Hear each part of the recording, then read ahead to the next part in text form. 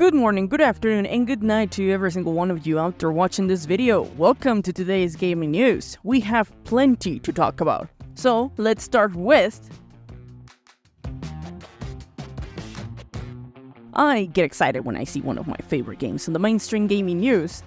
Not this time though, since Psyonix woke up yesterday and chose violence. Sadly, yesterday the developer announced the removal of player-to-player trading, one of the few aspects of the game that many players enjoy being part of. There's Rocket League players out there that haven't missed as many openness as I have because they mostly open the game to trade items. Trading in Rocket League is a huge deal. There are websites, Discord groups, and an entire Reddit community that works on this one aspect of the game. So Psyonix says, F it, let's remove it, brought a turmoil of anger and disappointment that I don't think, well, they were probably expecting it though.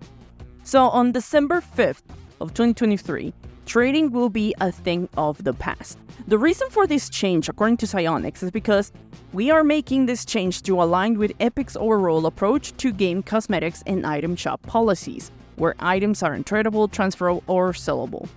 In other words, if you want to be angry at someone, then that someone is gonna be Epic Games. Bring your torches and fire against them. Epic Games is the root of the problem, because yeah, any other game they have, Fortnite, Fall Guys, any of those, they don't have any type of trading. Now the developer does mention another reason for the change, that opens up future plans for some Rocket League vehicles to come to other Epic Games over time. I might need someone to explain that statement to me with apples and oranges, because it makes no sense. Isn't Epic Games the owner of Rocket League? Why would they have difficulty making the items cross-game ownership possible? What is the problem? Why?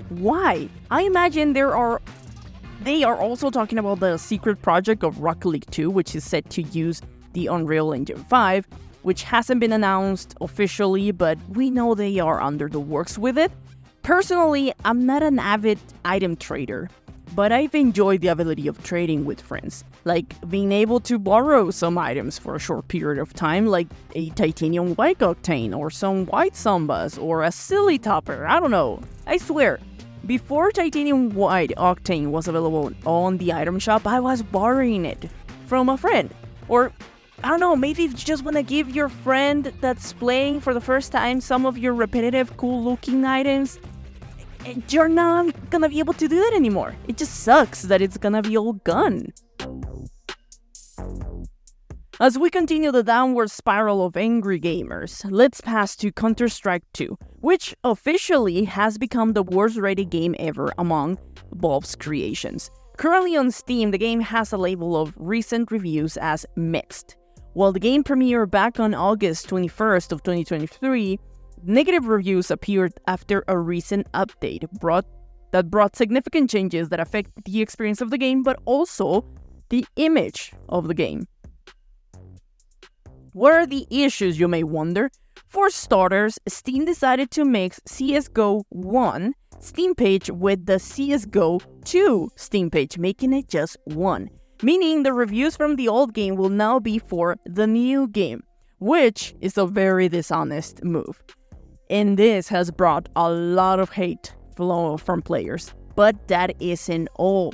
As I mentioned before, there was an update that brought problems to the game's experience, and of course there were already previous problems with the game.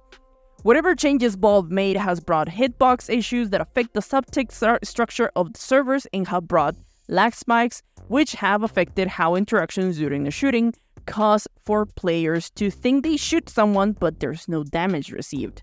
The game has also been suffering from cheaters, and according to players, it is the worst it has ever been for a CSGO game. Do you guys play CSGO too? I don't play it, so I don't know the state in the previous and now the new state of the game.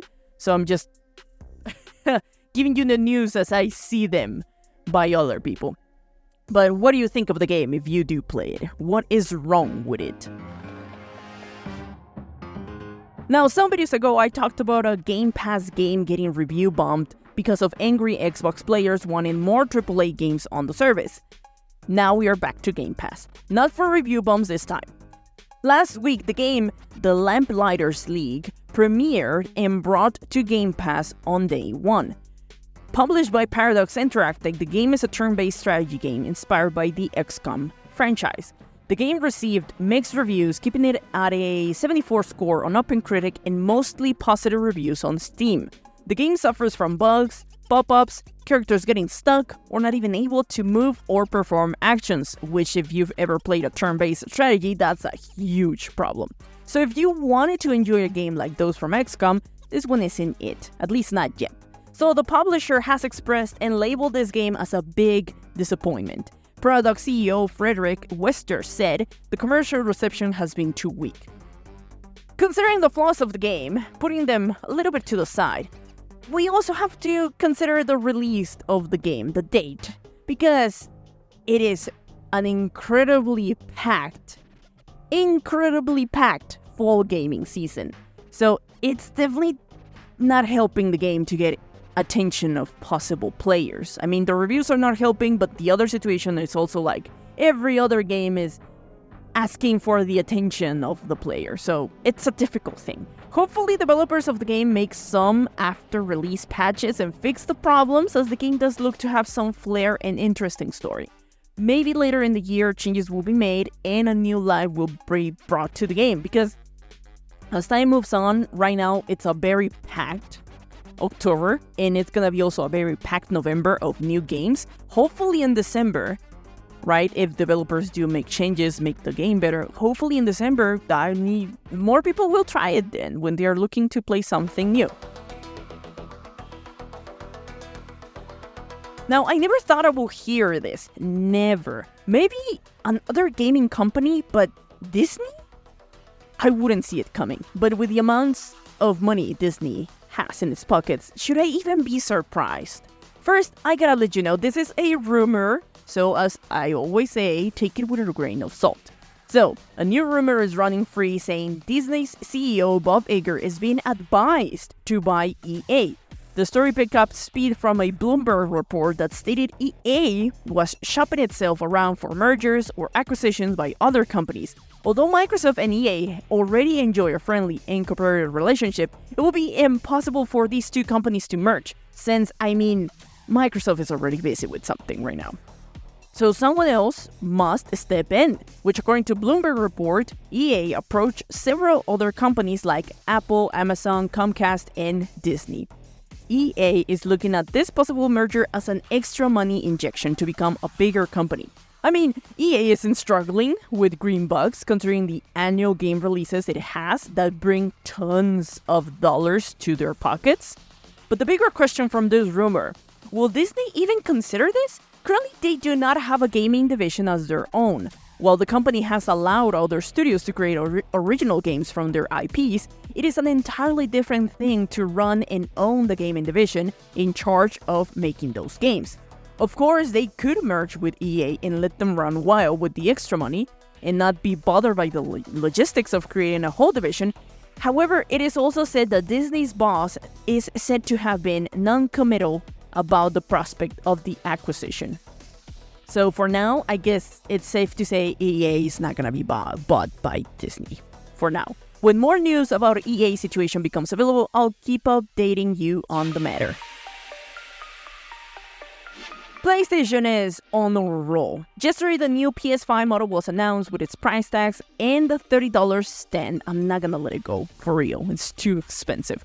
Now, a new feature included in PlayStation Plus Premium benefits is about to bring a new array of options for some people. Sony Interactive Entertainment announced its plans to launch cloud streaming for PlayStation 5 during October. The dates of cloud streaming rollout are October 17th for Japan, October 23rd for Europe, and October 30th for North America.